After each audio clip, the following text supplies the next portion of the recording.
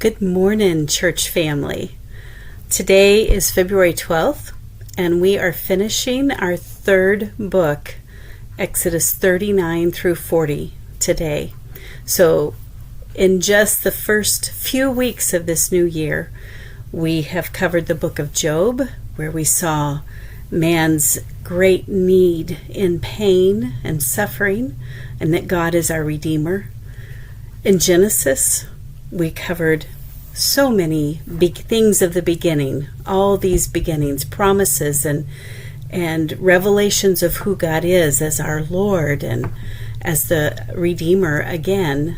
And then Exodus, we've seen this new group of people, God's people, come out of slavery into a wilderness, encounter God, receive his commands, and now these last two chapters, we are seeing the finalization of all the things that they have been asked by God to prepare and that they're doing.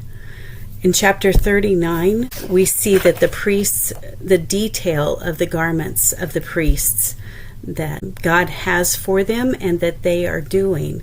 In fact, there's a repeated phrase in that chapter, and it carries forward into the next chapter.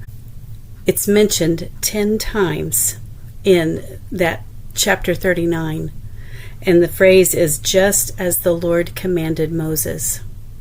So at this point in their journeys, we are seeing that the people have listened to what Moses has shared from God, and they are making exactly the pattern and the materials and the things that God is calling them to make for the tabernacle, for the tent of meeting, for the priest's garments. And if you remember back in chapter 35, we saw that as the people's hearts were stirred by God, they brought these things willingly to all these things to contribute to making what God has asked of them.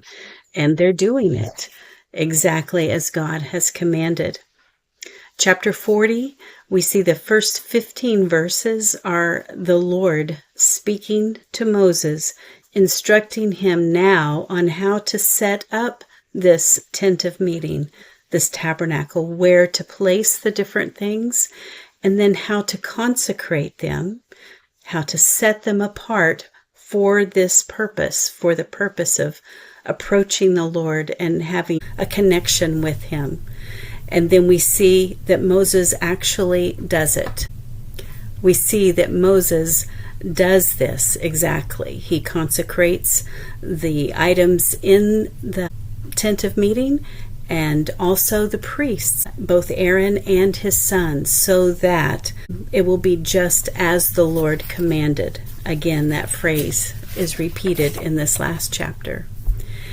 As all of the work was finally assembled and put together according to the plan that God had, we see that the glory of the Lord then filled the tabernacle.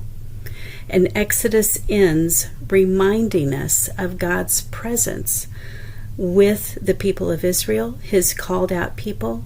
And we also know that that means with us, those of us who are following him, trusting in him.